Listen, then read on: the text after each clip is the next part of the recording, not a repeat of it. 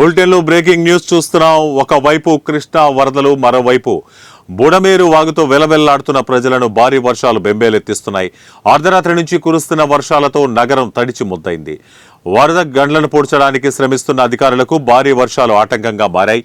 వర్షంలోనే పనులు జరుగుతున్నాయి. భారీ వర్షాలతో గోదావరికి వరద ఉధృతంగా ప్రవహిస్తోంది. ఏలూరు ఏజెన్సీలో ఎడతెరిపి లేని వర్షం వల్ల మండలాలలో ప్రజలు భయాందోళనకు గురవుతున్నారు.